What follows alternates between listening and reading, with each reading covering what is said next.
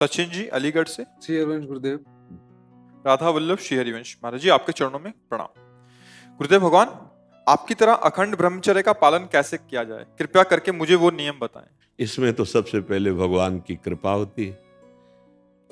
हमने तो जीवन में कृपा ही देखी है। जैसे माँ की सुरक्षा में, उसके वात्सल्य में और उसके दुलार में ही बालक पुष्ट होता है, ऐसे ही अगर कोई भी साधना पुष्ट होती है तो उसमें भगवान की कृपा, भगवान का शासन, भगवान का दुलार।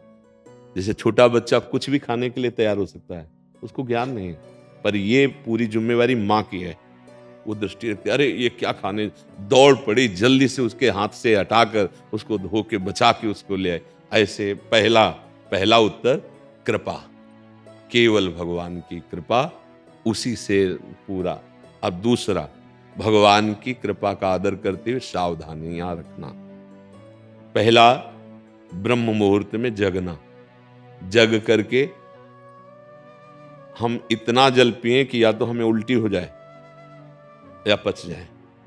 अगर उल्टी हो गई तो पचने से भी अच्छा हुआ, हमारे अंदर जो जहर बना, एसिड आदि, वो गंदे पदार्थ वो निकल जाते हैं।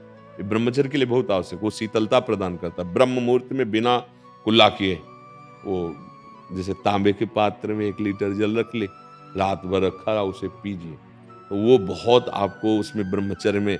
और इसके बाद थोड़ा टहलिए, वज्रासन में बैठ के, फिर शौच जाइए, फिर स्नान कीजिए, जरूरी है। और फिर आधा घंटा व्यायाम कीजिए, कठोर व्यायाम, जैसे दंड बैठक, ऐसे। फिर आधा घंटा आसन कीजिए जो योगिक आसन है। फिर अपनी दिनचर्या में उतर जाए। विद्यार्थी हैं तो विद्यार्थी, और भी गृहस्थी के जो कार्य, खान पान, विशेष खट्टी चीज, कोई नशे वाली चीज या बहुत अधिक मीठा या बादी चीजें, ये ब्रह्मचर्य को नष्ट कर देती हैं। सावधानी, कब्ज न बनने पावे। कब्ज बने तो मृदु उपचार से उसको हटावे। जैसे अब एकदम बाजार से मिला चूर्ण ऐसा, वो नहीं, मृदु उपचार। जैसे ईसबगोल की भूसी है, छोटी हर है, उसको मिला लो, 1 चम्मच हो, 1 चम्मच हो, और 10 दिन बराबर लो। वो आपके हाथों को धीरे से, अगर कोई बहुत ही तीव्र औषधि पाली तो वो पेट तो साफ करेगी, लेकिन ब्रह्मचर्य को भी हटा देगी।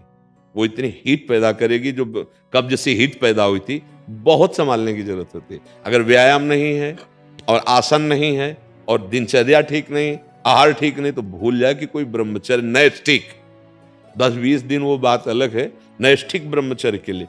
अब जो उसके विरोधी भाव हैं, जैसे मोबाइल है, उसे गंदी बातें देखोगे, कभी ब्रह्मचर्य नहीं रह सकते।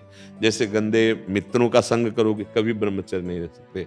जैसे आप गंदी चिंतन अंदर करोगे, तो आप भले क्रिया ना करो, लेकिन आप ब्रह्मचर्य नहीं रह सकते, क्योंकि चिंतन मात्र से अंदर एक मनोवाह नाड़ी है, वो नाड़ी मथानी का कार्य करती है। रक्त से मंथन करके वो उस जीवनी शक्ति को बाहर कर देगी, जिसे स्वप्न दोष आदि कहते हैं, वो इस तरह से नष्ट हो जाएगा हमारा चिंतन। तो फिर चिंतन करने के लिए इतनी सामर्थ्य है नहीं कि हम तत्व का चिंतन, भगवत, तो हम नाम जप करते हैं, राधा राधा राधा राधा नाम जप करते हैं, पवित्र भोजन पाते हैं, और कभी कोई कुसंग नहीं करते हैं। हमारा लक्ष्य बन जाए कि हम भगवत प्राप्ति करेंगे, तो नैष्ठिक ब्रह्मचर्य रह जाएगा। और रोज इसी बात का केवल ध्यान रखोगे, ब्रह्मचर्य का तो नहीं बन पाएगा, उसको भूलना भी होगा। वो एक साइड में चल रहा है, हम गलतियों पर सावधानी रखे हुए हैं, लेकिन हमारा लक्ष्य भगवत प्राप्ति रहेगा, तब चल पाएगा। नहीं, अहंकार शुरू हो जाएगा, अब उस अहंकार में ही काम, क्रोध, लोभ, मोह, मद मत्सर प्रहार करेंगे, आप गिर जाएंगे।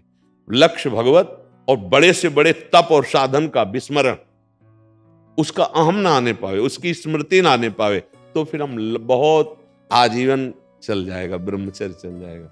पर ये गृहस्थी में रहकर आजीवन ब्रह्मचर्य रहना थोड़ा कठिन है, क्योंकि उसमें रिश्ते, नातेदार, व्यवहार आदि में जाना, उठना, बैठना, लोक व्यवहार, फिर ब्रह्मचर्य रह पाना बहुत कठिन होता है। जो हम जैसे वातावरण में रहते हैं, जैसा दृश्य देखते हैं, बहुत सावधानी, तब धीरे धीरे धीरे फिर क्या होता है, ब्रह्मचर्य जो वीर शक्ति ऊर्ध्वगामी हो जाती है, वो पचने लगती है।